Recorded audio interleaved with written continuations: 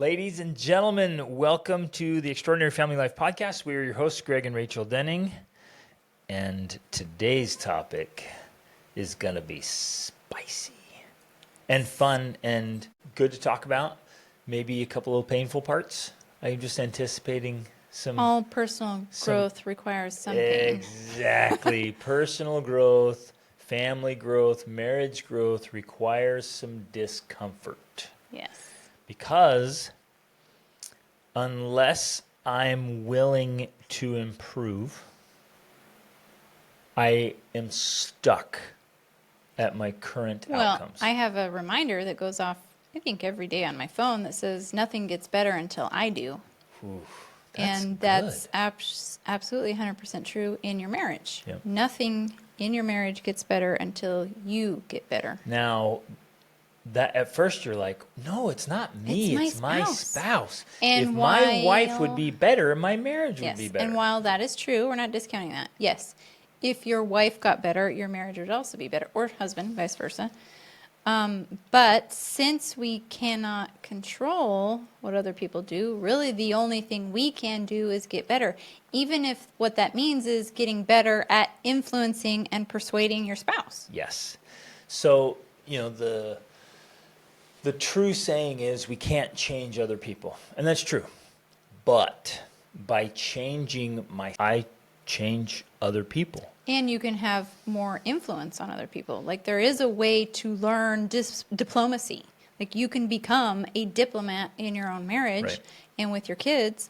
And when you do that, you actually gain more influence, persuasion, all those things in a positive, tactful way that doesn't break down relationships, but actually can build the relationships. And bring about change. Exactly. So though it's true you can't change people, it's also true you can change people.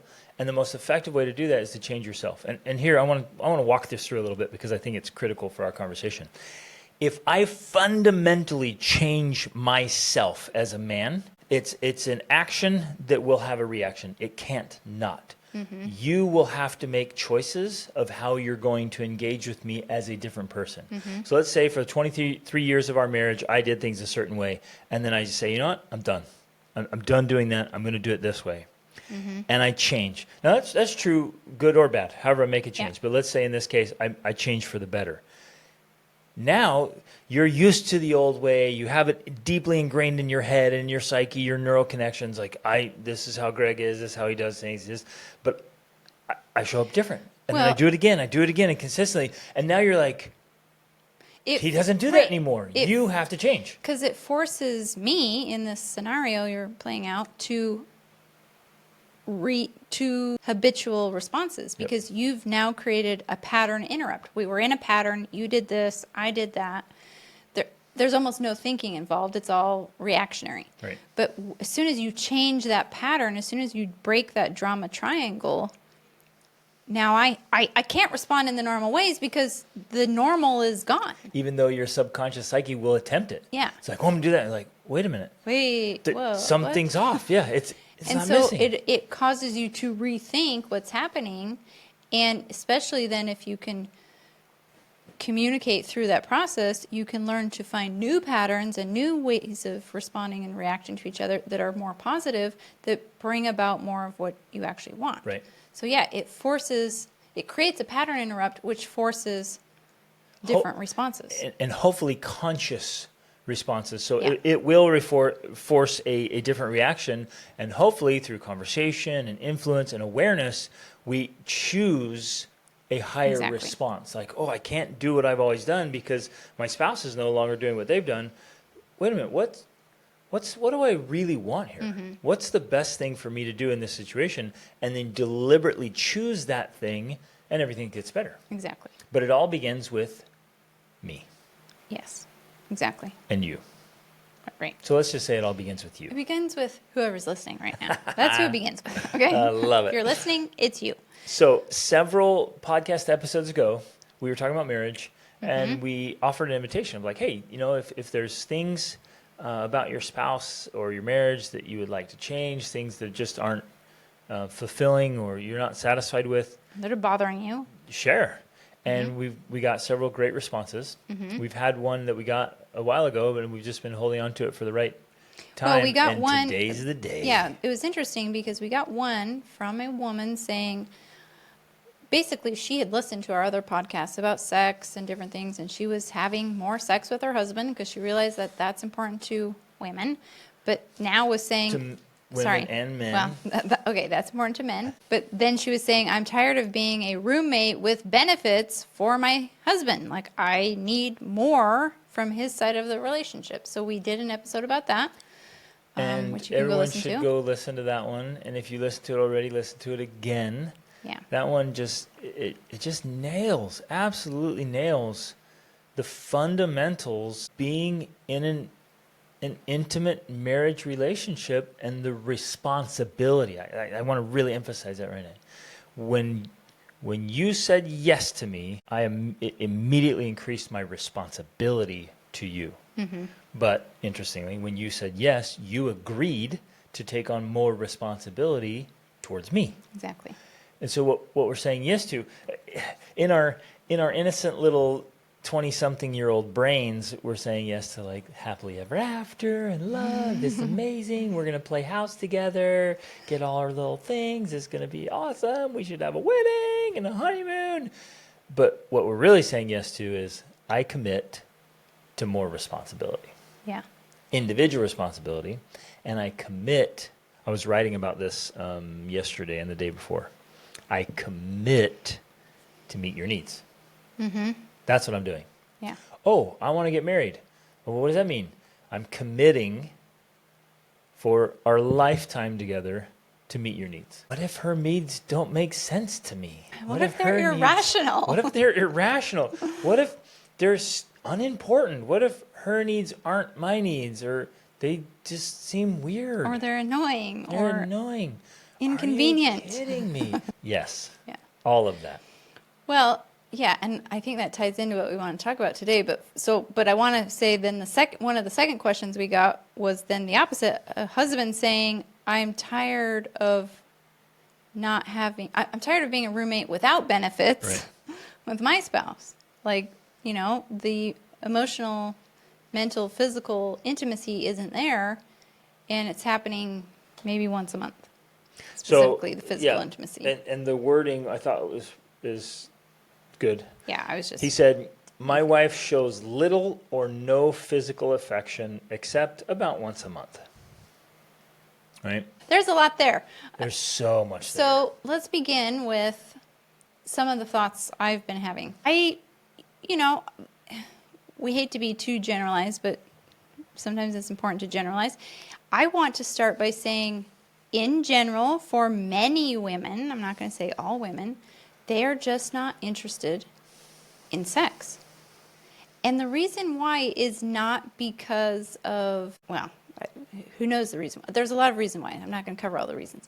But some of the reasons, this is the fascinating thing. I think one of the reasons is because even in a best case scenario where sex is good, which unfortunately too often is not the case. In fact, I've literally coached women. Transactional. I've literally coached women who have 6 children who have never had an orgasm. That woman is not motivated to have sex. No. Because guess what? Sex is not pleasurable or interesting to her. So even in a best case scenario when sex is really great, it's still not a woman's first impulse or desire. Simply because, and I'll use myself as an example, I love massages. But I still don't get massages, and I have to overcome barriers to getting massages because it interrupts my schedule, or it's inconvenient, or I have to leave my home, or it's going to mess up my to-do list. I have all these mental barriers to doing something I love to do. You have to change your clothes. Or I have to change my clothes, or I take off my clothes, or then I have to take a shower afterwards because I'm covered with massage lotion. There are all these barriers to doing something I love to do. And I think in a best case scenario where sex is really good, a woman is still going to have those mental barriers to actually having sex. We have great sex. Legit, we do. I still find myself with the mental barriers of but it's going to take 30 minutes or 40 minutes. You know, I'm like calculating in my head, and I'm like, all these And things. we already made the bed. And we made the bed, and I did my hair, and, you know, this and that and the other. All the things. There's all of these barriers to getting to sex, even with a woman who enjoys sex and finds that it's great. So Which if... very different from a man. So the men listening need to understand this, because it's not like a man. With men, I see no barriers. There are no obstacles. Well, the only barrier is their clothing, and that just needs to come off. I will shred it to pieces if needed. I have medical shears if I need it, but I'll just do a Tarzan and tear them off if they get in my way. Like, mentally, No there's barriers. like no barriers, none. They're like, I want to make love with you. And if you say yes, nothing else matters. Like, I will find a way. I'll move heaven and earth. Yeah. I guess the only barrier, is you agreeing. Yeah, exactly. That's So the I'm real like, barrier. I have one thing I need to do is get her to say yes. Like that's And then that's it. my only objective Right. in life. Which, well, and I want to talk about that in a minute, but it's not the same for a woman. She is not going to think about it the same way. She's going to see obstacle after obstacle after obstacle standing in the way between her and great sex. So if the sex isn't great and she doesn't have an orgasm every single time you have sex, the barriers are, I can't even imagine how many barriers there are.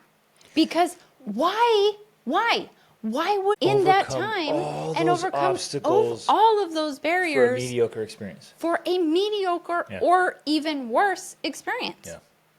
So if you haven't figured out how to help your woman have great sex, yeah, that's one of the first problems. Now, obviously, it's not the first problem, because the first problem is getting her to say yes. Yep.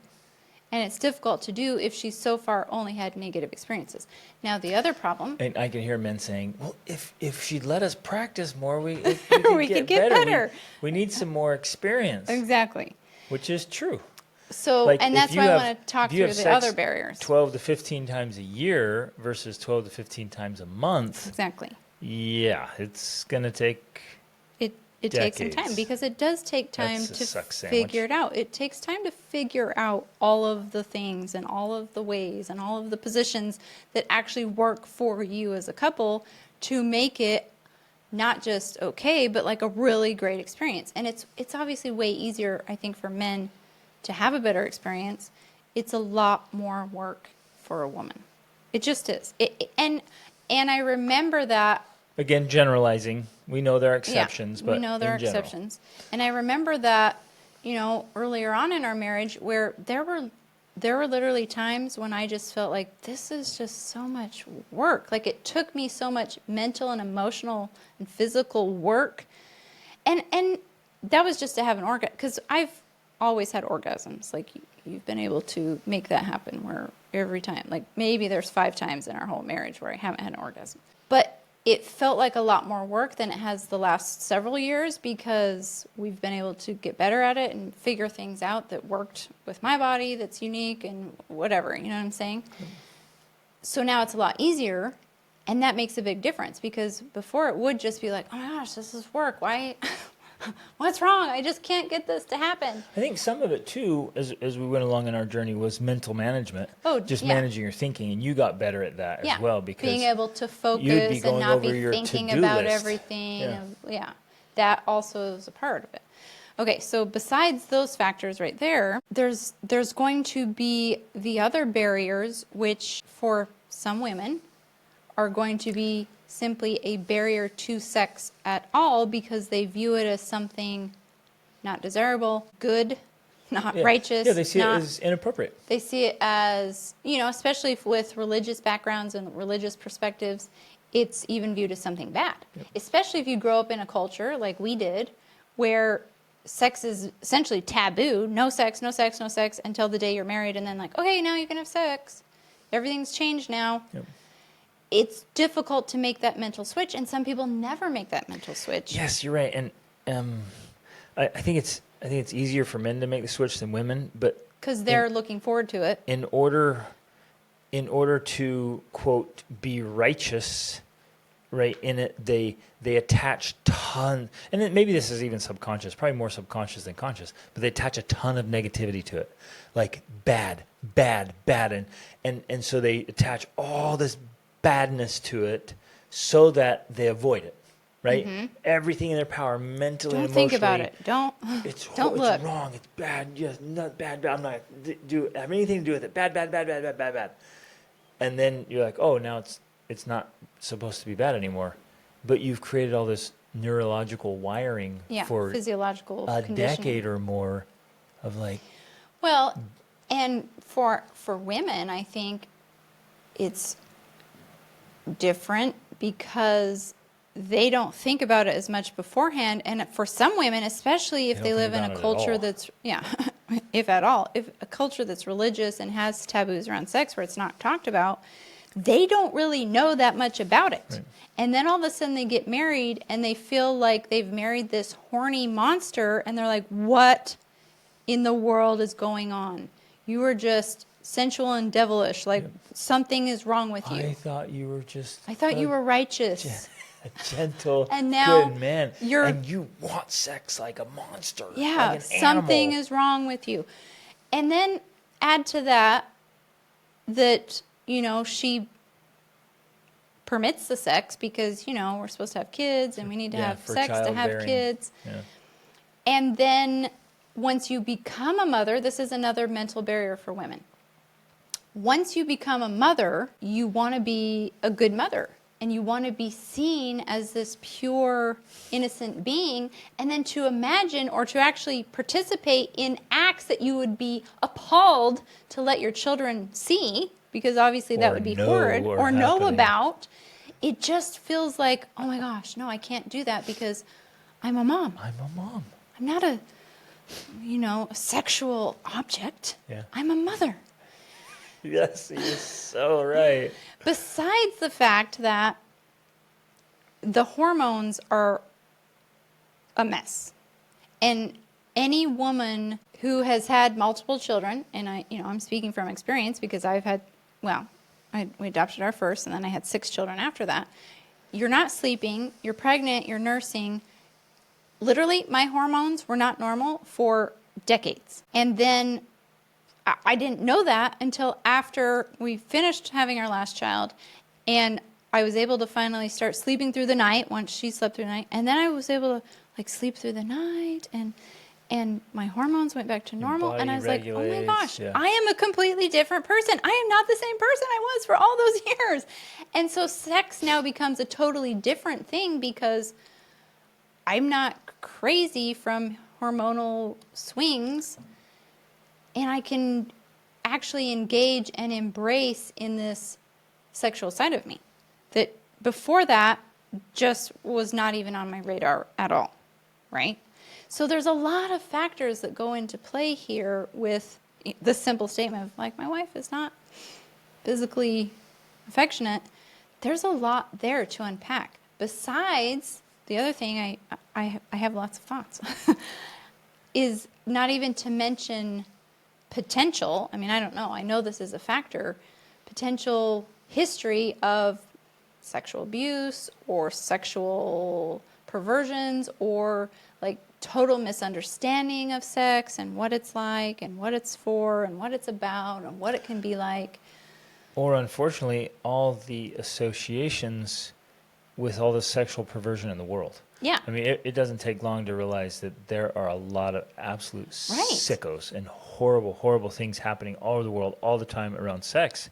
Pornography and and child trafficking. Right, all that. And prostitution and cheating, adultery. I mean, on and on and on. In a so case like that, much evil around sex. It's easy to simply make this blanket statement of sex is bad because it causes all of these problems in the world by men who are driven by their sex drive. So the best thing we can do as a couple is to help you eliminate your sex drive so that you're a holier person. Yep. And let's practice celibacy and just be roommates. And I remember that. And because of all the factors I discussed of the hormones and the sleeplessness and the exhaustion and being a mom and trying to be pure, and I remember, and I've talked about it before, everybody knows, but there was a time when I literally had the thought I would be fine if we never had sex again. right? Because at that moment of complete overwhelm, I just thought, the easy solution to this problem is simple. We just eliminate sex. Then we don't have to worry about it. It doesn't have to be an issue between us, right? That's the answer. Yay! And it seems so logical and reasonable. So logical and reasonable. Like, I don't need it. Why do you need it? What do you mean? It would eliminate this whole difficulty, all these issues, all these barriers, obstacles. We can just go on with our relationship as it is, just eliminating the sex part, and we'll be good. It'll be great. Everything will be great. We'll be happy, right? Not realizing how naive and one-sided that viewpoint is, because it meant I literally had no understanding whatsoever of your needs. Back to the need thing, like I'm committing to meet your needs. I didn't know what your needs were. I didn't know how integral this was to your well-being, especially the well-being of our relationship. Like, I can't just expect that I get everything I want and need and you get none of it. Like, that's just completely one-sided. But okay, I got to emphasize that point a little bit, because I think we either do it consciously or unconsciously. It's easy, super, super easy for a person to be like, well, yeah, I have all these needs and they should be met, and that's it. So I have all these needs, they should be met, right? So if a woman's thinking like that, she's like, well, you should do this, and you should do this, and you take her this, and do this, and help me with this, and like, okay, good, I'm happy. Right. And that's the end of the story. Like, my needs need to be met and done. It's more work. It's more mental, emotional work to make that connection between all the things I need and want, and then go, my spouse also has a big, long list of needs and wants, some of which have to come from me, and some of which I don't agree with, and they don't align. Like, I don't need that, so why should he or she need that? But that's that emotional and relationship maturity and responsibility. Second level thinking, to think, oh yeah, man, I have tons of needs and wants that make me feel fulfilled and happy and thriving. Oh, I bet Rachel does too. I should ask her. And then I get the list. I'm like, well, that's a really different list. That never, ever would have came up on my list, ever. I would have never even thought, I wouldn't have guessed that was on your list. But it's on your list. And like, it doesn't make sense to me, but it's still on your list. So as an emotionally mature person, I realize, oh, it matters to her.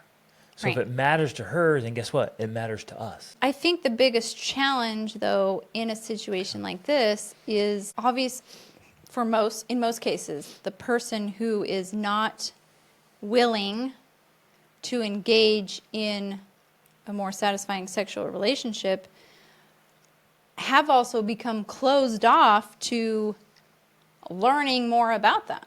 And so the difficulty is, how do I get from where we are to where we want to be when they are just putting up walls or roadblocks or obstacles constantly to that desired outcome? They won't talk about it. They won't read about it. They won't learn about it. It's just closed door.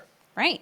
That's the biggest challenge, because even in our case, until I was willing to get the education, the sexual education, the kind that actually counts, not the crap they give you in school, about you as a man, what sex can mean for a relationship, how you think about it, how you feel about it. Until I was really able to understand you, I had no motivation to want to engage in sex. Yep. And that's ultimately, I think, what's happening. Without an understanding of why you are the way you are and what makes you operate and what you think about, even though it was initially disturbing to me, honestly, and I think for a lot of women it can be that. They're like disturbed by, what?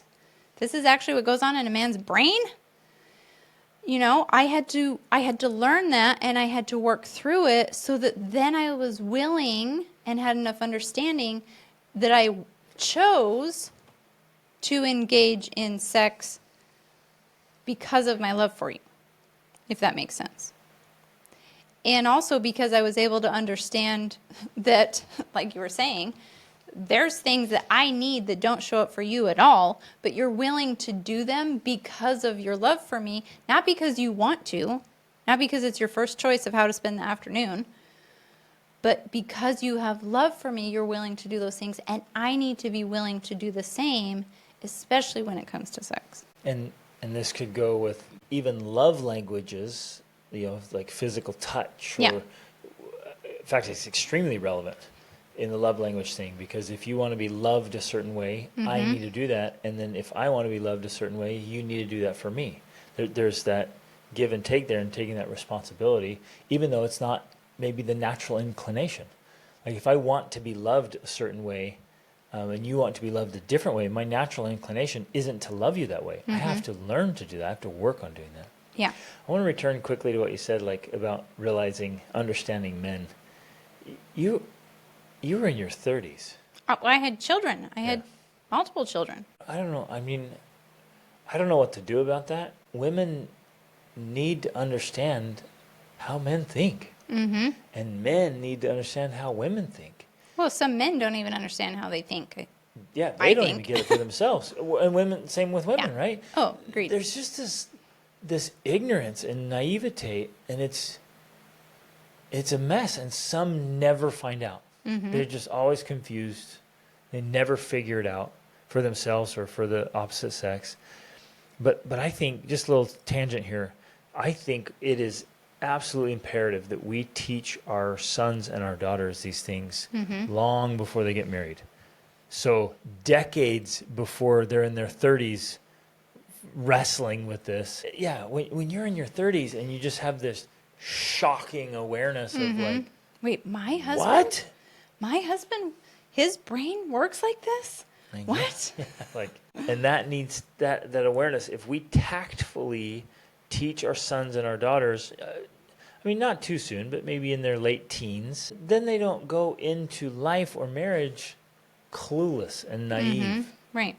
And I think that is very often what's happening in cases like this, where there is, and it's no fault per se of anybody's, it's just the way our culture is, Like, it's not talked about, it's not explained, it's not understood, it's not modeled, it's not discussed. So we just go into relationships clueless to the opposite sex and how they think and operate, and then we tend to equate it, especially, I think especially in a case like this, especially with the religious background that we had, you're taught to equate this sexual drive, the way the man brain works, with evil or wickedness or sensualness or devilishness or whatever, like all of those things. That's just how we equate it. In fact, I've heard women say, God gave you that sex drive so you could learn to overcome it. And I just think, no, that's the stupidest thing ever. He gave the sex drive so that a man would be driven and drawn to a woman. So one, he'll stay in the relationship, because otherwise I think men would just take off. Oh, they'd be out. If there was no sex drive, even you'd be like, babe, I'm going to climb Mount Everest. I'll be back in a few years. Like, if you didn't have that sex drive to keep you close, you would be out exploring the world. Yeah. I'll send postcards. I'm Yeah, gone. you would. Because, and this isn't to make it shallow, because I think in a woman's mind, she thinks, oh, that's so shallow. Yeah, it's so he should just be there because he physical wants to, like, carnal. talk to me and, Right. like, hang out and do chores for me and my to-do list. No, that is not what he cares about. He could care less, So that's one reason the sex drive exists, is to keep a man drawn to a woman. Yep. So that you can make a commitment to her, which essentially a marriage is a sexual commitment. I mean, that in a society doesn't allow sexual access, like you were saying the other day, or this morning. No, an hour ago. Any man could go into any club or bar at any time almost, but any night. In any city in the world. In any city in the world, find a beautiful woman who's willing to go home and have sex with him that night. Yep. That is the world we exist in. But good men... And it's always been that way. And it's always been... You're right. It's always been that way. And yet the irony, the insane irony, a couple... Who's committed to each other. They commit to each other to live their whole lives together and maybe into eternity, and they don't touch each other. They don't have sex. Yeah. For weeks or months at a time. Like, are you kidding Well, me? and this is the problem we're discussing, but part of the part of the reason marriage exists is because for good men who don't want to just be out sleeping around, marriage is a sexual contract that gives them sexual access, but also comes with the required responsibility to be there for a woman, especially if she reaps the consequences of sex, which is a child, right? That's why it's there. It's a beautiful thing that protects. The studies show that a monogamous society is better for women and children. Absolutely, 100%. And so I don't even think that's up for debate. yeah, it shouldn't be. It should be obvious. So, but what women forget is instead of her man being out sleeping around with other women, he's committed to her, but that also means she's his only source of sexual access. Exactly. Because they've made a commitment. And in a very real way, I mean, I know it's not going to be well received because it's coming from me, a man, a white man. But, like, in a very real way, it's like, he wants sex. I'm going to gladly give him sex whenever he wants it because he's here. Yeah. He's committed.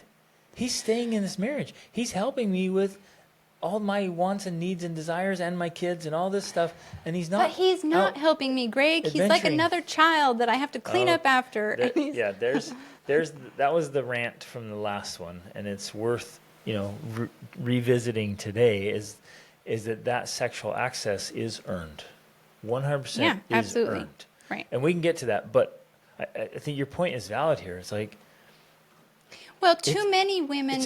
He committed to be monogamous. He committed to be faithful. And how do you reward him sexually? Once a month, out of obligation. And it's such a sensitive subject for so many women because, first of all, they don't understand the whole thing. Second, there are too many men in the world that take advantage of these rights and privileges or whatever you want to call it, and who aren't faithful. And who aren't, they're not fulfilling their duties, right? So that plays into it. But then they also they want to have the roommate type relationship without the sex because it's not as important for them, women. Okay, yeah.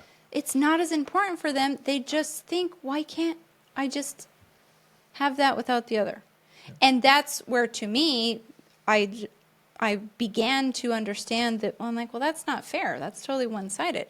It's like, yeah, why don't you do everything for me that you do, but without any benefit on your side? Right.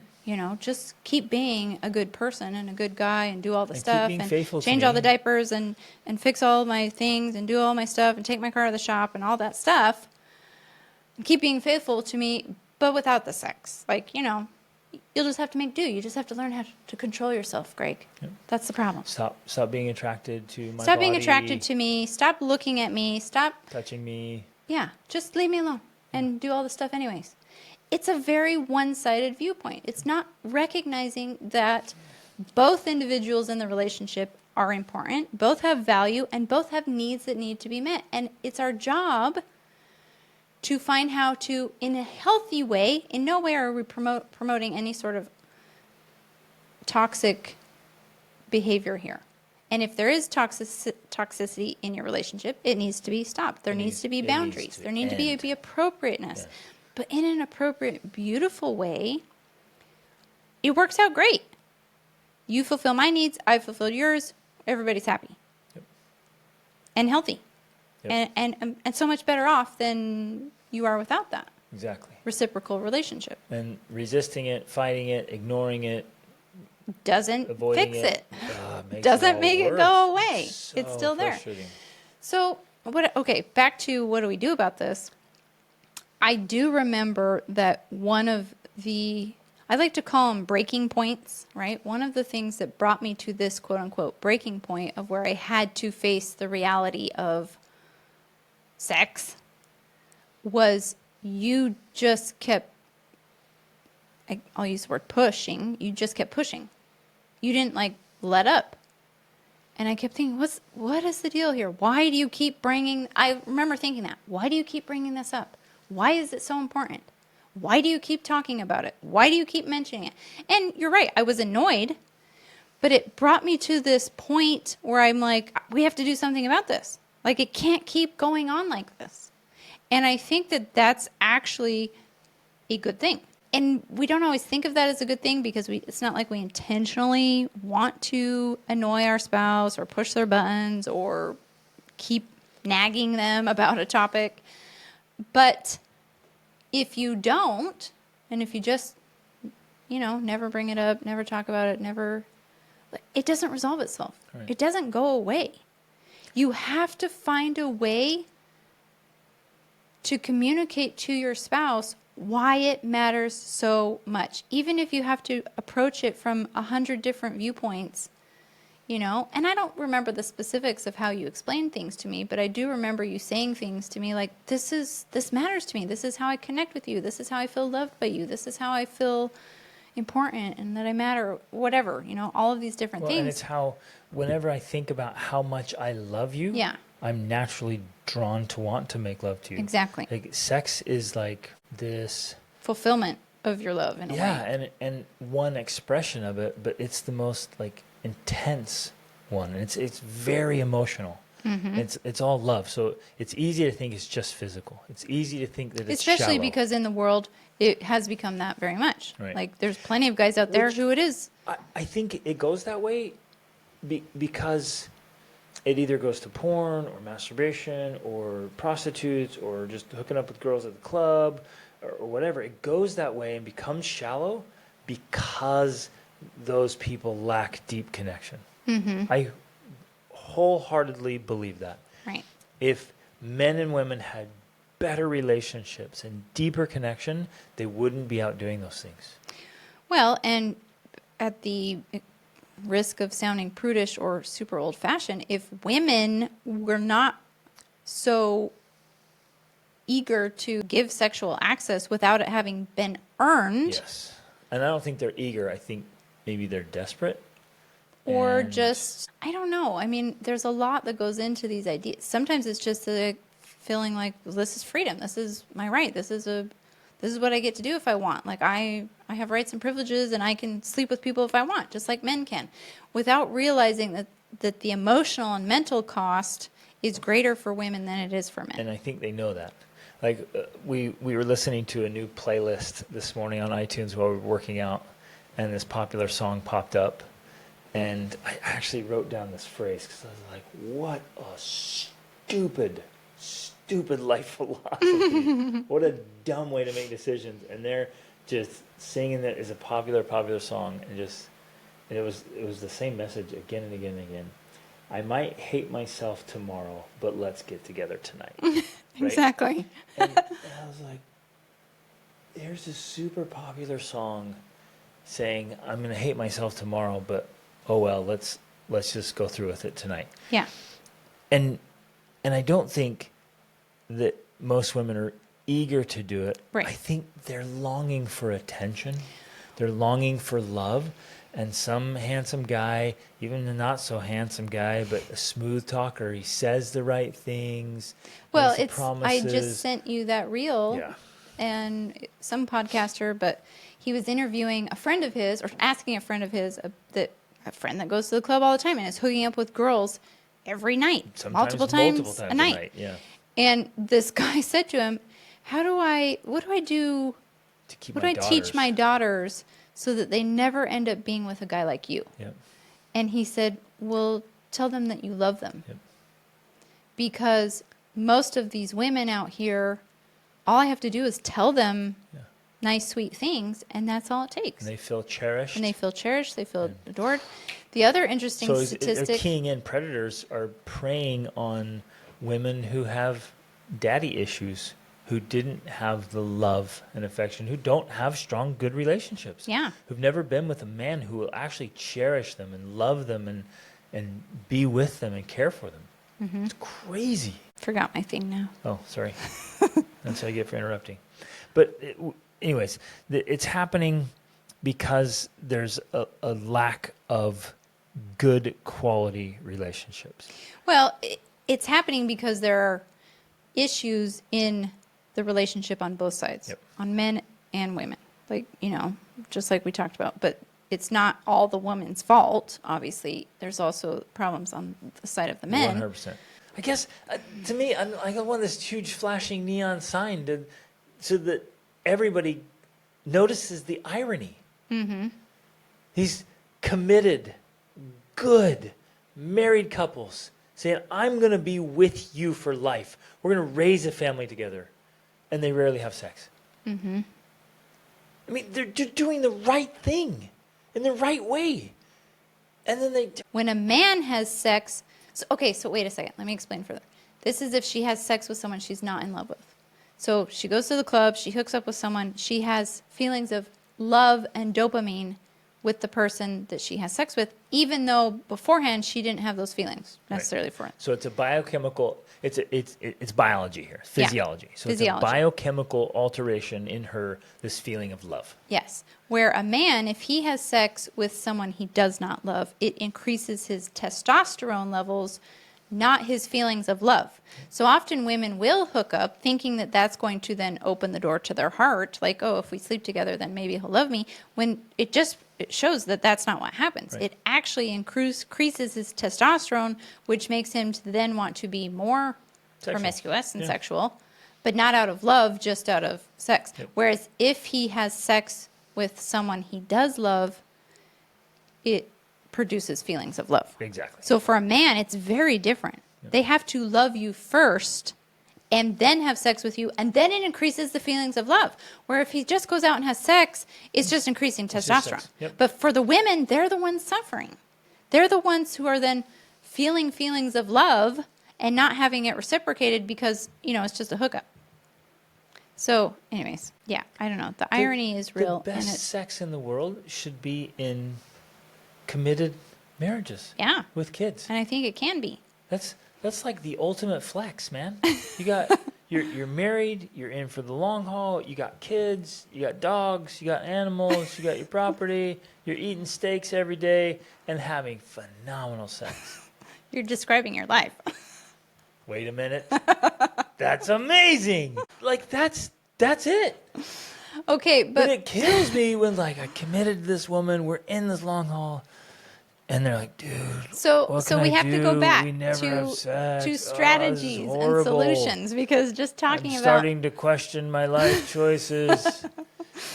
Instead of just talking about how great it can be, we have to give some more strategies on how to get there. So one of them is you kept bringing it up, and it's uncomfortable and frustrating as that might be, and it ends in tears and discussions and fighting. I don't know, because I know that that's where it can go. You can't just give up, because if you do, it's never going to get there.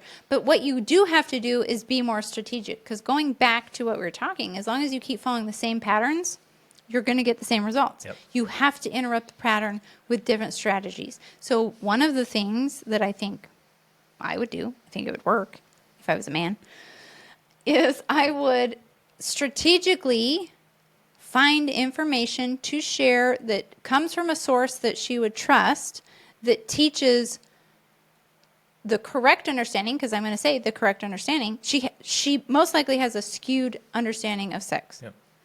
She needs the correct understanding, and so she needs sources she trusts that teach her the correct understanding of sex. And this is always hard. You and I, we get messages from this a lot of how do I share this with my spouse? My spouse needs this. What's the best way to share it? How can I get them interested in it? That's hard. I've even come across things over the year, and it's I should really share this with Rachel. I wish she had this perspective. And I never send it. Right? Great. And I know you probably thought the same thing or whatever. We have a phenomenal relationship, and we can share back and forth. Now we can just be blunt. Be like, hey, babe, will you think about this? Will you talk about, let's read this. Let's discuss it. So we have that openness. But I know many, if not most couples, they get so defensive and they're so afraid of I really wish my spouse would do this, but even sharing, hey, babe, watch this video or listen to this podcast. It's about sex. Boom, explosion. There we go again. Right. And what you're saying is be tactful, use diplomacy, but do it anyways. Well, you have to do it anyways, because if you don't, you're basically giving up. But yeah, you do need to learn how to be more diplomatic. And I even use simple things like, hey, I know me bringing this up is going to make you upset again, but I have to because XYZ, and then I bring it up. So you're kind of diffusing it already by saying, I know you're going to get upset. I know this might ruffle your feathers. You might even do it a little bit better. Yeah. Like, I'm Same. not trying to upset you, and I hope you don't get upset. I'm not trying to upset you. But we got to talk about this. We have to talk about it. Let's read different books. Let's try different things. Let's come to a better agreement. Now, in conversations we've had with couples, the women's are like, we don't need to come to an agreement. I've already decided. Like, Right. hard drop. Like, no, I've already told you how it's going to be once a month. If you're lucky, don't bring it up again. Now, at that point, those poor men are most often going to lead to porn, masturbation, and maybe even adultery. Mm-hmm. I mean, and we've seen that. I've seen that many times play out. Yeah. Because if it's a hard no, what are you doing? Woman, you have no idea what you're doing by slamming down a hard no and like, I won't discuss it, I won't think about it, I won't reconsider it, I won't read about it, learn about it. No, you have no idea what you're doing. Yeah, and it's tough. I think that, excuse me, one thing I would do, and I feel that if you did this, it would be effective to me, is to write me a letter or an email explaining your thoughts and feelings, because we've talked about this before. Writing is very powerful, I think, especially in around very intense topics, in a relationship. It kind of diffuses some of that energy. For one thing, you get to edit it. So whatever you say, you can go back and be like, oops, I didn't mean to say it like that. And you get to fix it before you send it. It kind of gives, because in the moment when you're talking about something like that, people are on the defensive and they feel like they have to respond and they have to interrupt and they have to correct you, where none of that happens with a letter, because you write it, you edit it, you say it the best way you can. You give it to them when you're not there. You let them read it. They get to process it without feeling like they have to, Right, like posture, or that you're watching. And then you can encourage them to respond in a letter or email back, because then it gives them the same chance to be able to think about it and write about it and edit and all of that. I find that can be very effective, because it helps to diffuse the energy, but it also, I think, because of the nature of writing, emphasizes the importance of this.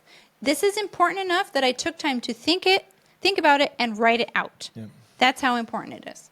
Well, and yes, excellent. And that's your preferred method of communicating. So you love writing.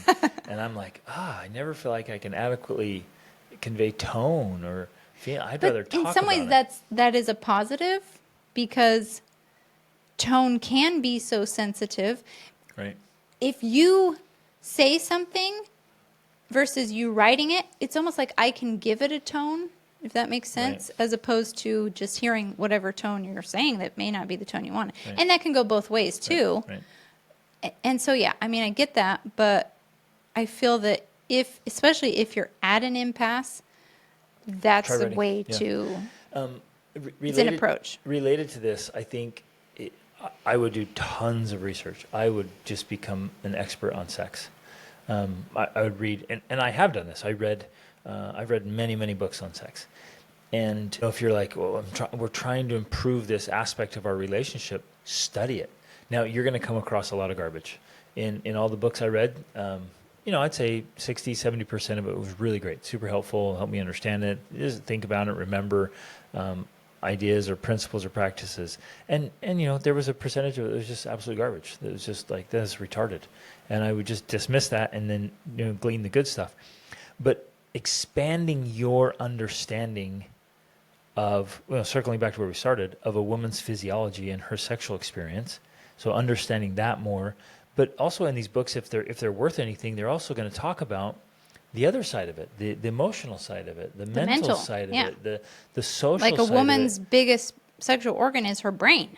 Well, and probably her ears, honestly. Like talking. Yeah. It's not like you rubbing and kissing her ears, but that works too. What you say. Talking is probably one of the biggest ways, if not the biggest way, to seduce a woman. Yeah, to seduce a woman. Now, we don't think like that. It's like it's visual. We're like, no, go put something on, and okay, I'm ready. Or just bend over and pick up that little toy. Woo, let's go, baby. So we don't think like that, but we have to think differently. Like if I say nice things, and I do the things that count And not on just say your... nice things just to say Yeah, them, it's like not say empty. things you mean. Yeah, you can tell. So I got to be sincere, but I'm saying things and doing the things that matter to her. Like I hear with couples we work with, like one of the sexiest thing to a woman is when her husband plays with the kids, gives them time and attention. Mm-hmm. But one of the clients was said that recently. It's like, if when my husband comes home from work and plays with our children, like, that's sexy. He doesn't think that. He's clueless. He has no idea, like how she's what's on her scoreboard. And so, all this to say that there's a lot of ways to earn it, and I think fundamentally, for me, I just settled years ago. I'm like, when I started to understand this, I'm like, yes, we have a sexual contract in our marriage, and I don't want to be misunderstood here, but sex inside a marriage is a privilege and might even say a right, but it's not like entitlement, right? It has to be earned. It has to be earned. So I'm going to do everything in my power. Every day. Exactly. I'm going to do everything in my power every day to earn it. And so I'm going to pursue you and date you and court you and serve you and meet your needs. I'm going to do everything I can to clear as many obstacles as absolutely possible. Right. I'm trying to push probability in my favor. But if I'm resentful or lazy or clueless or naive, distant or connected or mean. staring at your phone or... working too much, working too little. I mean, Yeah, the list, there's a it's lot a of factors. big There's a list. lot. It's a big, big list. And a woman's scoreboard is very, very different from a man's scoreboard. So if I feel like I'm scoring points, but it's on my scoreboard, she's like, no, you're still at a 0. You're like, are you kidding me? I have like 47,000 points over here. It's like, you're a 0. In fact, now you're negative. Exactly. Like, what's on your scoreboard? And she gives you this list, this infinite list that It was impossible. it's an impossible list. I'll never do it all. And then you try and you're like, you give your best effort and you knock off the top 5. And she's like, well, yeah, now there's a new top 5. Gosh, it never ends. And I accepted that and embraced that. Like, oh, well, I married a woman. Exactly, not a man. I did not marry a man. I did not get a roommate. I married a woman. And guess what comes with that? High expectations. This never-ending list of expectations and changing scores. Exactly. Like, oh, I just scored. No, I changed that. Well, no, that's how you told me to score a point was do this. Like, yeah, but now the rules have changed. It's infuriating. Like, you change the rules of the game and how to score points mid-game. Like, no, now the goal's at the other side after you do cartwheels. You're like, gosh. But you just do it, right?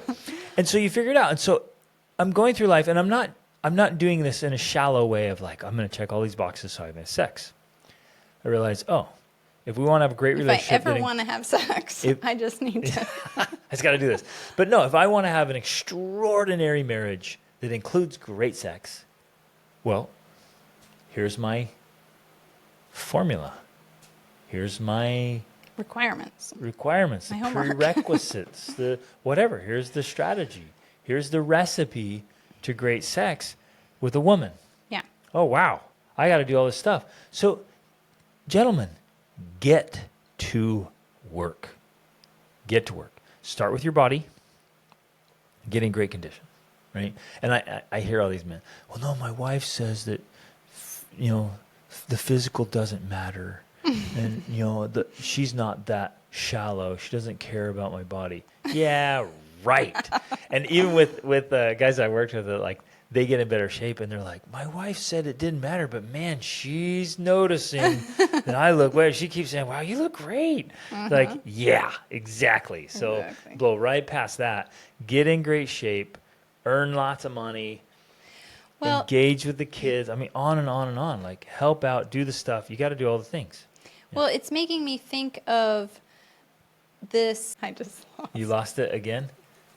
So if it comes back. It was important. It was important. Yeah. It'll come back. So again, the main message here is earn it, study it, do everything you can in your power. If you're sitting here saying, I've done everything, I've tried everything, I did all that. Oh, go Okay, it makes me think of, we were talking about this earlier, how one of the reasons why people aren't having sex is because they can't get to that point of even physical touching. Yeah.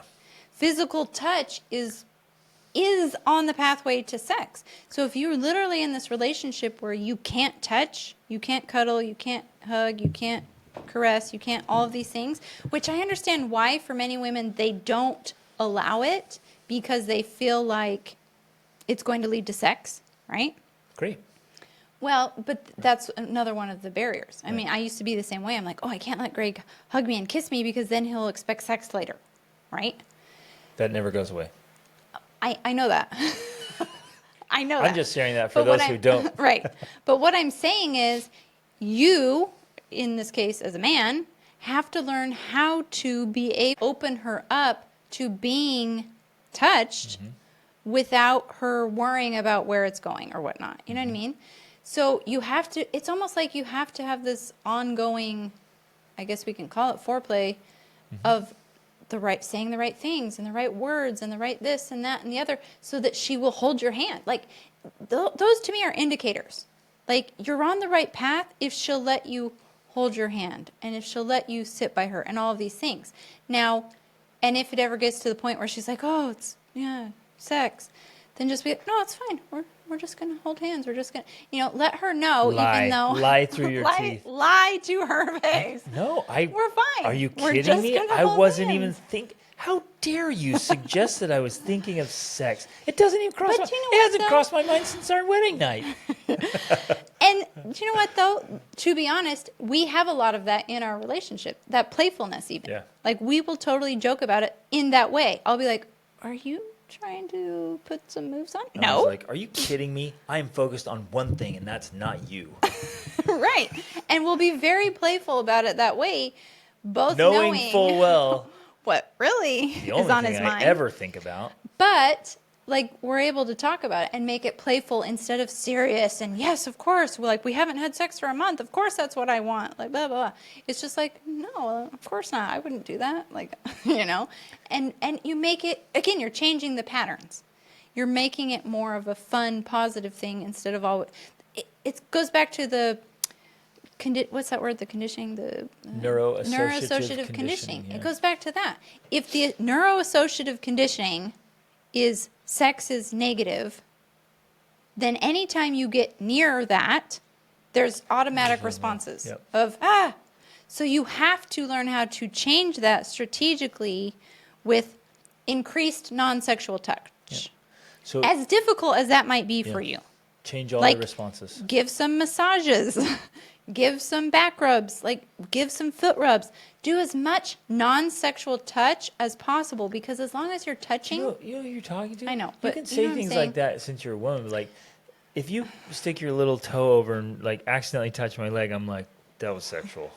You're like, just rub my feet. It's non-sexual. I'm like, are you kidding me? If I rub your feet, I want to make love to okay, you. but from her perspective, she never has to know any of that right away. She keep can all view that to it yourself. as completely non-sexual, and that's a plus. So, I guess what I'm saying, in this, you have to be strategic. You have to approach this like you're planning for. You're playing war. the long game. You're playing It's a battle the long that game. you're trying to win, and you're trying to win the war, not just the battle. Win the So if woman. the battle is sex, you're not just trying to win the one battle. You're trying to win the war, and that means you need to be very strategic. Maybe you give up a few battles so that you can win the war by being strategic with all of these approaches that help her understand where you're coming from, why sex matters in a relationship to men and women. It matters to both of us, even if she doesn't know that yet.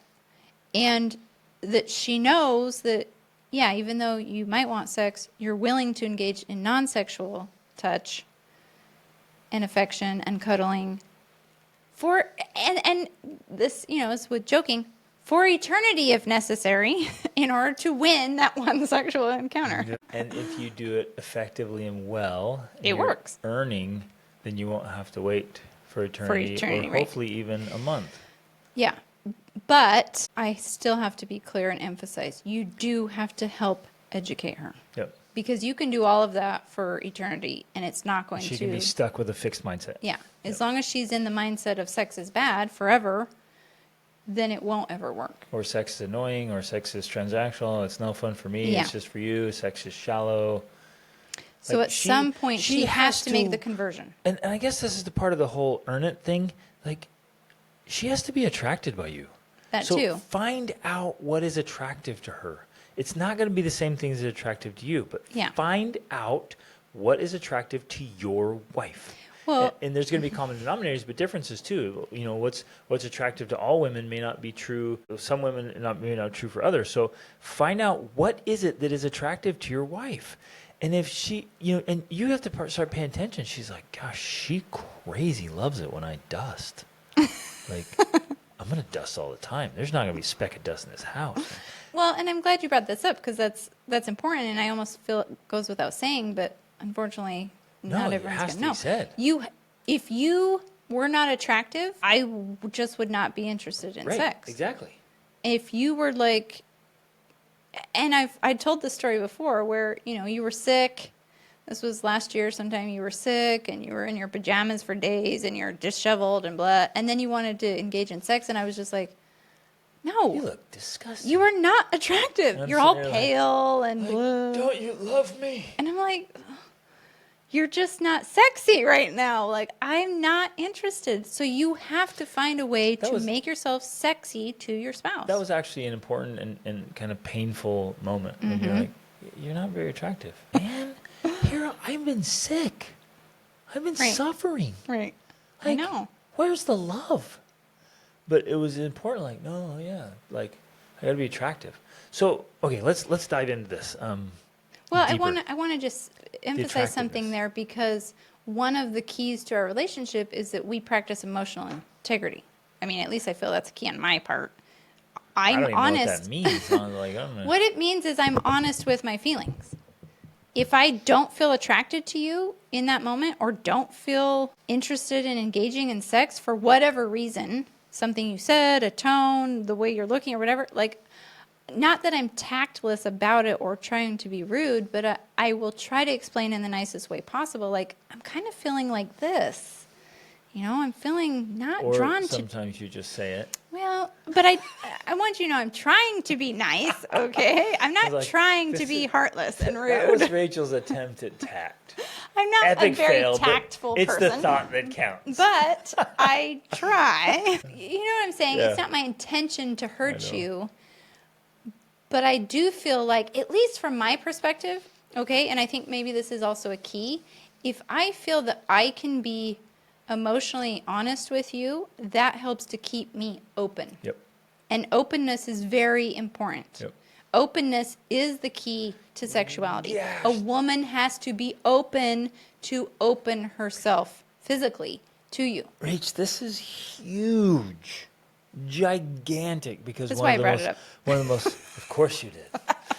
One of the most common things that you and I come across is a spouse quietly resenting Yes. the other, and Well- it's quiet, and they're so annoyed by this behavior that's been going on since they got married or for years, and they're so bothered, and they talk to us about it, they reach out to others, but they never talk to their spouse about Right. it. So there's no openness there. Yeah. There's no emotional honesty. It's like, that's infuriating. Like, hey, I can't even stand you, but that's never expressed. Exactly. Right. And I think that is a contributing factor to women who are closed sexually. It's that they are filled with all of these emotions of resentment and frustration. Like, tight.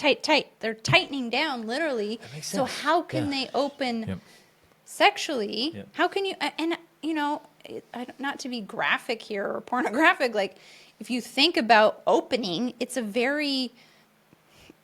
opening action, and that requires openness, not just physically, but mentally, emotionally, Well, all of that. The physiology Yeah. fits. Yeah. Like, for women to have sex, she has to open up. Yeah, exactly. And let that be a constant reminder. The physical need for a woman to open up, let that be a constant reminder of the need to have that emotional openness Right. and mental openness Right. as well. So going back to this is a key, and this is why men, which you've done really well at this, you have to learn how to not overreact to my emotional integrity, sharing my thoughts with you, because I do it in an effort for greater understanding for both of us and to keep my openness. Because if I don't, and I have sex anyways, even though really you're bothered, repelling me right now, annoyed, I feel bothered, repelled, frustrated. but I force myself to have sex because it's expected, that to me is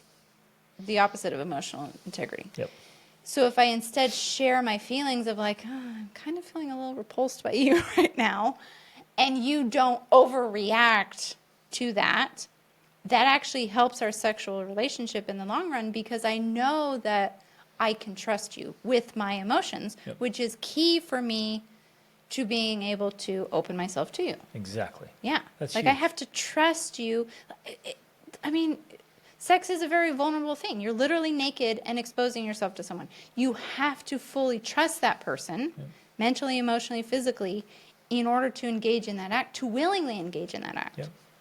So, like, oh man, and this takes this whole idea of the attractiveness is deeper and deeper and deeper. There's levels and levels of attractiveness, like anything from that last episode we did where the burping and farting was just, like, yeah, it's unattractive, to the teasing, to how you talk about yourself or your spouse or your children in public, the things you're saying, all that, your sarcasm, For women, tone is a big deal. Like, your tone of voice affects me so and greatly. I'm so positive all the time that if I just say something like just slightly monotonous, I'm like, if I'm deep in thought, I'm very pensive, and I'm like, yeah. It's like, what'd you say? How dare you? I'm like, what? Everything's fine. I'm sorry. But like, go through it all. Everything. Like how you keep your nails. Especially how you dress. Like how you organize. Where do you keep your keys? I'll tell you. I'll throw it down right there. You men are like constantly losing crap. Not do you think attractive. your wives respect that? She feels like you're It's a child. Ridiculous. Right. Here's another one that came up recently with a coaching client. If she feels like she has to take over and do things because you say you're going to do them, but then you don't, that is super unattractive. Yeah, absolutely it is. Yeah, so we have to take in consideration all of these things. I think there's nothing more attractive to a woman who makes passing remarks and you pay attention to them and do something about them. Because generally that's the way a wife will communicate, is in a passing remark. She's throwing hints. Maybe she is, catching. or she may not. But if she says something about your nails and then you go and clean them or groom them, or if she says something about your keep 'em hair clean? and you do it, and she says something about this and you do it, she starts to notice those things and she gains more respect for you, and it becomes more attractive to her. So it'll be like, oh, I don't love that shirt so much. And it's my favorite shirt. I'm like, oh. And I take my favorite shirt that like has all this, And you save it for when you're not around me. And I tuck it. I go put it in my camping bag. Yeah, like right. This will go camping with me. I'll take A this on camping deployments or missions or adventures when Rachel's not coming. I'll wear it then, or I'll pass it along to my son. There goes my shirt. Ugh. But I pay attention. Yeah, you do. And I know that many men, maybe out of resentfulness because, not getting any sex, or maybe out of a sense of independence or whatever it is, they just discount those things and they're like, whatever, she's just complaining, she's just this, she's just blah, blah, blah. I'm Just not going to. constantly nagging about all my things. But if you want to open her up and win her heart, when you do those little things, they add up into becoming a big thing. Right. Now, a little word of caution here. There is a place to hold your ground. It's not, you're not just going to, Maybe it's not with the shirts. Every little thing she says, you're not, oh, there it goes there. And you have, you become nobody. Because that happens too. Where this woman's attracted to this lion of a man. They get married and she just tames him down to just a whipped little puppy. And she's like, I'm not really attracted to him anymore. We're like, well, yeah, look what you did to him. Right. So there's this balance of you still being the lion, still being the king, and you're like, no, I'm the king around here, woman. And I'll do that. I reserve those for very when it's important. important moments where she'll come in and be like, Greg, you got to do this. I'm like, stand down, woman. I'm the king here. I'm a man and I'm going to be a man. Don't ask me to be a woman. And that we do that so rare, and I do it playfully like that. Right. But I'm both playful and dead serious. Like I have very few things like that. But when you try to approach them, I'm like, nope, that one's staying. And it works. Yeah, Because it you're really like, does. oh, wow, like okay, he's Right. not this docile Right. servant. And again, it's finding this balance of the yin and the yang. Yeah, If you did that all the time, it would be it'd be too much. unattractive. But if you do it some of the time, it's very attractive. And the other part of the time, you're, paying attention and Yes, changing dear. the things. Yes, dear. And you never do that. You We do never it- say I it do that it way. playfully all the You time. do, but in reality, you never do it with that Why don't approach. you put the silverware here? Why don't you decorate? Why don't you put the pillows back like I put the pillows? Yes, dear. And then I try. I try really You hard do to do try. the pillows. And I doubt I've ever succeeded. I'll even take pictures sometime, But try to it's get the pillows point right. that you try. That's what matters. Like, I can't get all the pillows right. Why do we have 47 pillows on the bed anyways? Right now, we only have 3. Because, yeah, I love it. It's so funny. But I try. Yes. And that's that, the point. That makes a difference. That's the point. And in fact, with my understanding of sex and why it matters and why it's important, you do things, especially when it's things I know you don't want to do. Like the other day, you spent a few hours trying to, we're in our new resort, we're in the, we call it the basement, fixing it up, and you're trying to install a shower, and you had to take out part of a counter to fit my dresser in, and all these other things. And you spent time doing that. Like, that made a difference to me, because I'm like, I know he would rather be doing other things, including working, building his doghouse, whatever. Oh, I had and have tons of other Yes. things, but I knew it mattered to you. But you knew it mattered to me, and you did it. And that, to me, it motivates me to want to be more sexual, because I know that's my best way to show my appreciation for you, right? Is to do that. And It's so at least my preferred way. exactly, right. And so, that, Really? You're thankful for me? How thankful? yeah, exactly. You mean like really thankful? Because I could do more of And that. Are not- there more counters I could take out? But it is a genuine appreciation, because I know that you're doing things you don't want to do. And I think too many women just assume that, well, this is just what men are for. Like, they just want to do these types of things. And, well, no, not necessarily. Right. They're likely doing them because you want them to do them. Right, because That's about it. Because he loves you, he cares about you, so he goes and does it. So I don't want to say this with too much irreverence, because sex is a beautiful, sacred thing. But man, thank him with sex. Like if he does things that you appreciate and you want him to do more of it, be like, like I'm so grateful. Like, you know what I'm saying? Like so grateful. Like come in. It works. Come I mean, in it the really bedroom does. and It I'm going to works. show you how grateful I am. He's going to have a neuroassociative Yes, conditioning exactly. to like, I will do that every day. I will do whatever you ask. Like, every You day. want something done? Done. Thank him with sex. Yeah. Encourage him with sex. And- Men are motivated. Like some of you know this, some of you may not know this, but like sex is the great motivator for Yeah. men. It's like this driver, and men who want to earn great sex from a great woman, like they'll move heaven and earth. Yeah, absolutely. So, but they'll also go out and like slay dragons before and after, like to get sex, and then afterwards you're like, yeah, I feel unstoppable, right? It's a powerful part of a man's psyche. Yeah, exactly. It's good. So I think there was another thing I was going to address. Oh, well, I did want to talk about just a minute, because, we've been talking a lot about men's sexual drive and interest. But because I have taken this journey of learning about sex and understanding it and understanding your viewpoints and your drive, and then as a result, engaging in more sex, I've also come to learn how important it is for me as well, even though like I said, there was a point in my life where I thought, well, this is totally unimportant. I don't even need this in my life. Like it's just an interruption. It's just an inconvenience. I've learned that it's actually the opposite. And in fact, there's a whole other level of well-being and health and vitality, and we could even tie it in metaphysically to the law of attraction, to like all kinds of things. Like sex is important for women, and I've started to notice that I think I am more irritable and more frustrated and all of these things when I don't go without sex for a few days. No, when you do go without it, you're Oh, more, when or when you don't have it. What? You did a double We're negative really there. confused. Yeah. So when I go without sex for Yes, I'll just say right. it like that. When I go without sex for a few you days, become more irritable. yeah, Yeah. where So it's in the past I would have never equated that with sexual frustration because it wasn't on my radar. Right.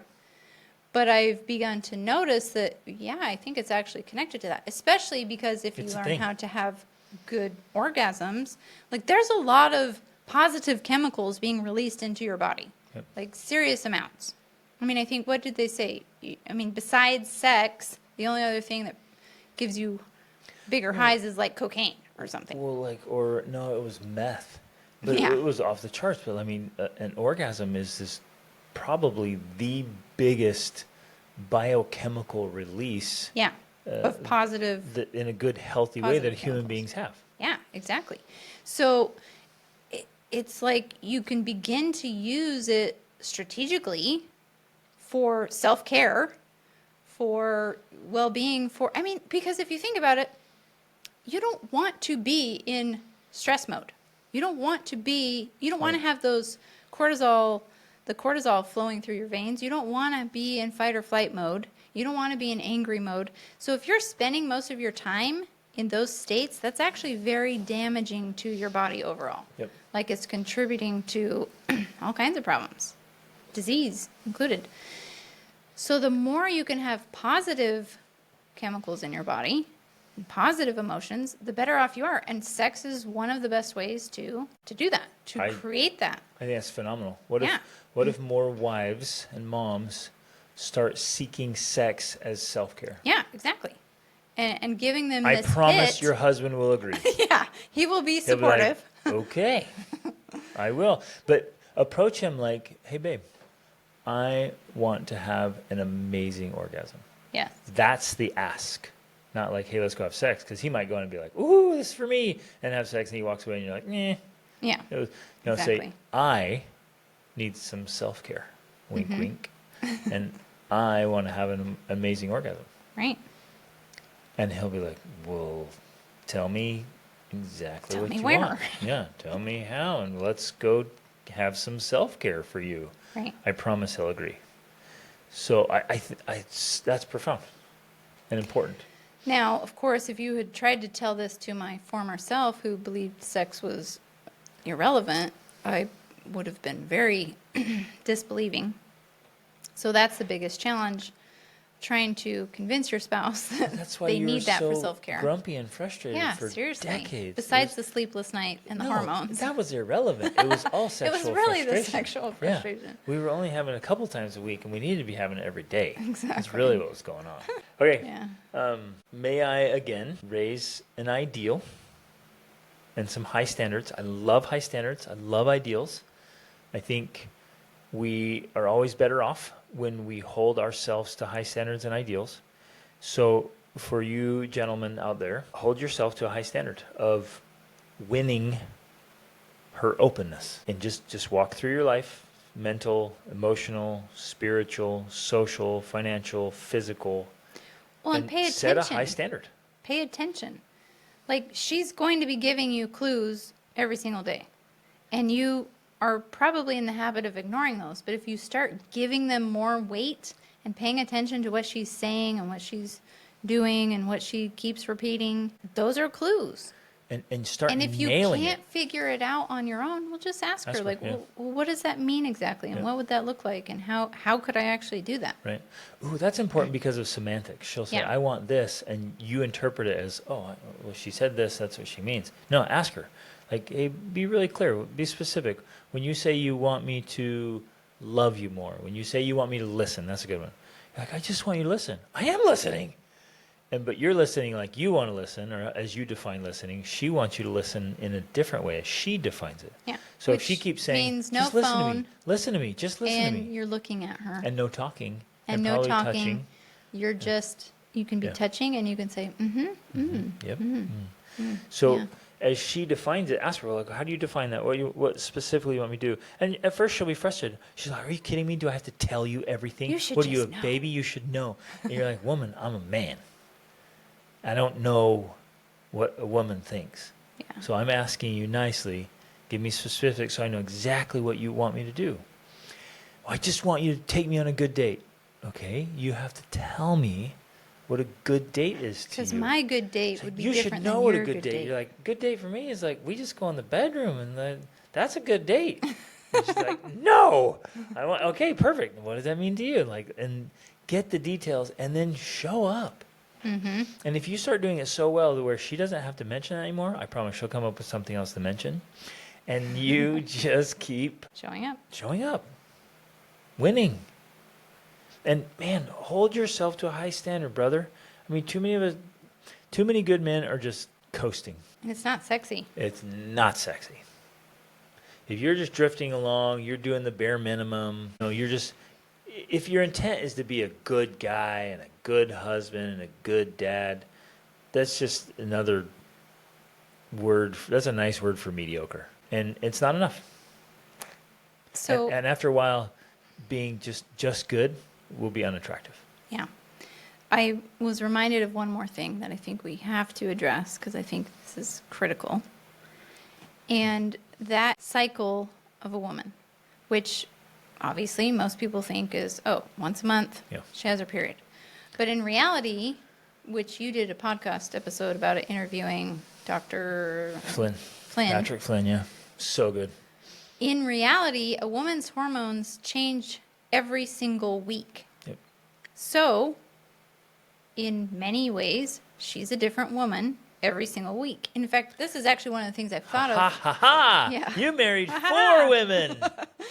And that's not even Not counting just when one. she's pregnant. Yeah, that doesn't and even she's count. breastfeeding. That's One of the things I did think of when this question came up is there is 1 week out of that month when women are more, like, if they were interested in sex, that's the week it would be. And I Which is probably I don't what's remember all happening. maybe exactly what's happening in this case. You're just getting it once a month, and Because it's that that's- 1 week where she's feeling She's amorous. more, well, and maybe she's not even feeling amorous, but she's feeling a little more inclined because, Because of we her could equate it biochemistry. in a way to a dog being in heat or something. Like it's Yeah. that period when, okay, I'm open, I'm receptive to sexuality. Yep. So that's something else to take into consideration. Because the more you become aware of that, the more you are able to understand and work with it. Because what I wanted to emphasize here, back to this idea of like, I'm the man and I'm going to put down some boundaries. Some weeks of that month, that needs to happen more than others. Because I have found that in my more emotional weeks, which is generally right before I start my period, if I were in charge, things would be a mess. Like, we would be making all sorts of decisions and doing things that we should not be doing simply because Exactly. the world is collapsing and I'm deciding what we're going to do based off my hormonal state. Yep. So sometimes what I need, well, not sometimes, what I need most during that week is my man to remind strong. me, Yeah. hey, no, everything is fine. Everything is good. Yeah, you're upset right now, but you know what? And of course, we're to the point where we can just say that. It's because you're starting your period in 5 days. That's why. Where that used to bother me, you'd be like, well, no, it has nothing to do with that. I can see clearly right now. I am completely Everything's irrational falling right apart. now, Now I know, no, I'm not. And it's helpful for you to remind me. So if you can get to that point, or you can at least be aware as a man to know, you know what? No, it's okay. She's just in this phase. I track my period on an app.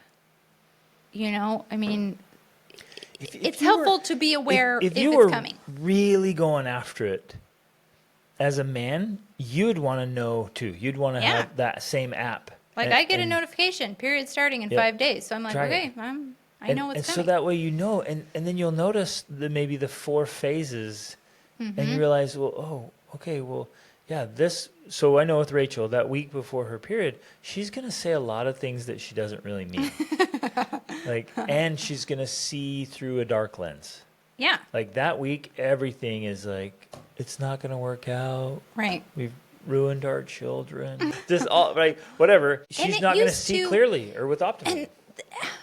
This used to bother me. I didn't like this about myself. I didn't like this about women. But when I have this understanding, I just feel like it's so much more grounding. Because I used to feel ungrounded. Like during that week, I just thought, I didn't think it was hormonal. I just thought, chaos. Our life is really falling apart. Yeah.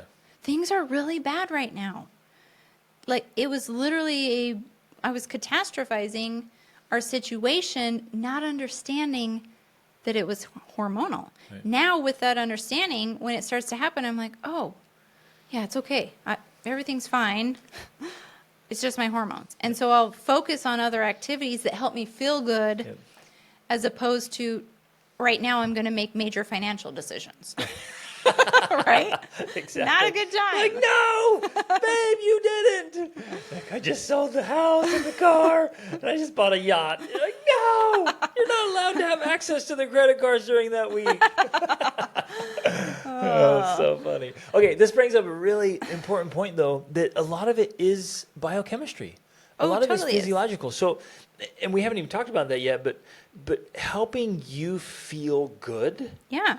All month long, depending on where, I guess, regardless of where you are in your 4 swings or phases, helping you feel good helps you feel good. Right. And so it's releasing endorphins and dopamine and serotonin. So this all comes back. It's so complex. Everything is involved. Everything affects everything. How you're eating is affecting, and this, you listener, you and your spouse, it's affecting you. Some women have a low sexual drive because their diet sucks. They're not getting enough red meat. I'll Right. tell you that. They're just off. So eat better. And it's going to change. Like food and libido are directly connected. Yeah. And this is true for men too. Yes, exactly. Many men have a low sex drive because of belly fat and not getting enough caffeine testosterone. and seed oils and sugars. All that just wrecks libido and health and drive, right? So it's true for both of you. So eat better. Sleep better. Sleep is directly connected to libido. Yeah. So you guys have horrible sleep schedules, and you're staying up late. You're on your blue screens. You're staring at your phones. You're on social media all the time. And then you're eating garbage, and you're like, I'm just not interested in sex. Well, yeah, no wonder. Your body's not even functioning like a healthy human body. Right. So get good food. Get good sleep. Move your body. Exercise. Like exercise is a gigantic libido booster. Like go move, and you're gonna be like, dang, I feel sexy. I feel good. Yeah.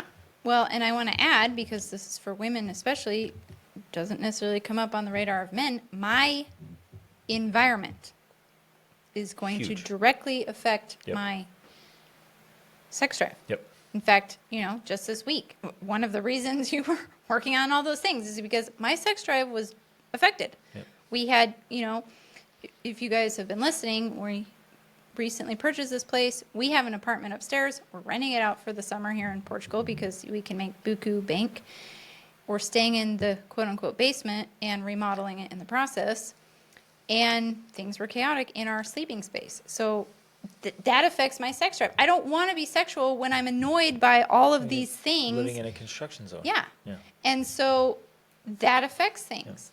Yeah. If I don't have order, if I don't have some sort of system and niceties, I don't know what other word to use, a level of luxury, I guess, I'm not going to be interested in sex. Yep. It's not even on my radar because these things are in the way. Yep. Such a great reminder for men. We're like, I don't care. I'll Let's just move this stuff around anywhere. Yeah. We're like outside or in the sand, the field, and the truck. Like I don't care. I don't care. But yeah, when you have luxury. Oh, luxury is a major turn on. Holy. Like a luxury hotel. Yes. multiple times. Like, right, we are, exactly. It's we're like, good. this is a sex fest because it's a nice hotel, Exactly. right? So take that into consideration. Right. Like, what are the things that Maybe her room is a disaster. maybe the whole house is just chaotic? Maybe she's, yeah, the whole house. And that could be self-sabotage, right? Because a lot of women are chaotic and cluttered. They have a lot of Especially clutter. They have a lot of in stuff. They're the disorganized. early years of motherhood, or if you have small children, that's just inevitable. You're just having children, period. But it can be helped and improved with, well, specifically my family charts and systems, Yep. because that's a key. Like that's how I brought order to my life, which then, Allows again, this like you're other saying, aspect. everything else is interconnected. If I don't have that order, I am not interested in sex. Yep. I have to have a level of order in my living environment, wherever that might be, in order to be open Yep. to the idea of sex. So the first place to start is in the bedroom. Get your bedroom organized. Even if the rest of the house is a little bit chaotic, you got kids everywhere and all kinds of stuff And and make your things, and- bedroom nice. Yeah, Like, make it buy her really a nice bed set that she wants and some nice pillows and like whatever. Get the fancy sheets. Like whatever she equates with being nice Yep. in the bedroom, get that. Get the TV out of your room. Yeah. No TVs No in TV. there. No junk. No clutter. No like Piles of laundry on the bed. yeah, or piles of books and files or what. Like, get all of that out of the bedroom. Like, have the bedroom be this sanctuary. The sanctuary of sex is what it and sleep. And sleep. That's what it needs to be, right? So take all those things in consideration. Again, back to the biochemistry. It's like if I help her feel good physically and with her biochemistry, then she's going to feel more open naturally because Right. it's just a normal, healthy thing. So I'm going to do everything in my power to do that. Right? If that means, oh, well, I feel best when I can get a good night's rest and get up and do my morning routine. Okay, I'm going to move heaven and earth so you can have a morning routine. What else? Well, every once in a while, if I can go to the spa, boom, done. Let's schedule it. Got it. I got the kids. I'll take care of everything. You go. Well, it's nice. I just love it when things are like this. Boom, done. Got it. But I did all those things and there was still no sex, Ooh, now Greg. that is the ultimate Test. stab in the back. No, it feels like a betrayal. I'll throw this out there, especially for the women listening. If you ask your husband to do things and he does them and he's hoping for sexual gratitude and there's nothing, it feels like betrayal.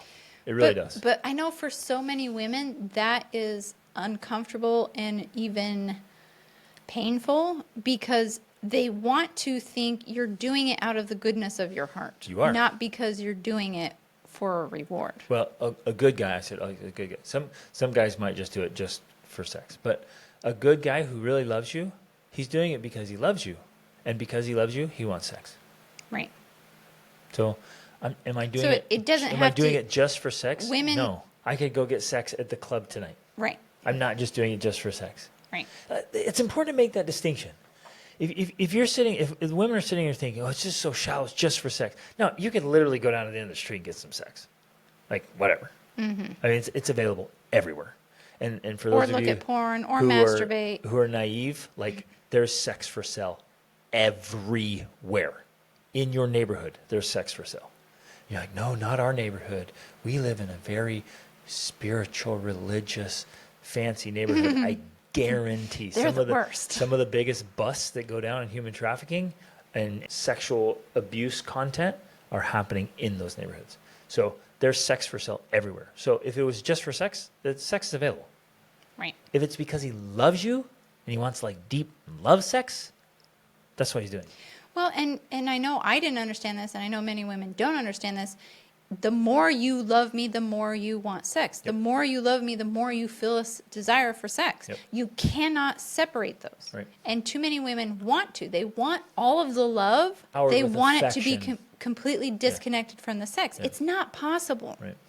And maybe that's something that you have to, if you're trying to convert your wife, that might be one of the things you have to. In fact, that is one of the things you said to me. You cannot disconnect your sexual desire for me from your love for me. Yep. The only way to make it stop is if I stop loving you. And the more you tell me to not have sex with you or that we can't have sex, the more I have to make myself stop loving you. Right. because you would feel me withdraw. Withdraw from you because you're like, no, we're not having sex. So in order to just keep my sanity, I would withdraw. I have to withdraw fine, my love. I'm going to work on essentially. projects. I'm gonna And go then look she over gets here. upset because you're not paying attention to Right. her, not realizing that if I pay attention to you, I want to have sex with you. Yep, exactly. I can't separate it. Right. I think if there was one thing that you could help a woman understand, it would be that. Because she wants you to love you, but she needs to know it is directly connected Exactly. to a sexual desire. Yep. You can't separate the two. My attention and affection comes in connection It's the package deal. with sex. Yep. That's Super key. powerful. Really important. Okay. This is good. Yeah. This is important. If you have other questions, shoot us a message. If you need more tools and resources, you know we have the masterclass for men, the 28-day challenge, group coaching. And both of those meet every single week. We have resources. We have a marriage course, a parenting course. We got classes on sex. Like, the resources are here. Yeah, So they're here. we're here to help. We're here to share. We are genuinely enjoying an extraordinary marriage and an extraordinary family life. And we just want others to enjoy that too. And it's possible. No matter where you're at, it's possible. Make it happen. So love you guys. Thanks for listening. Reach upward.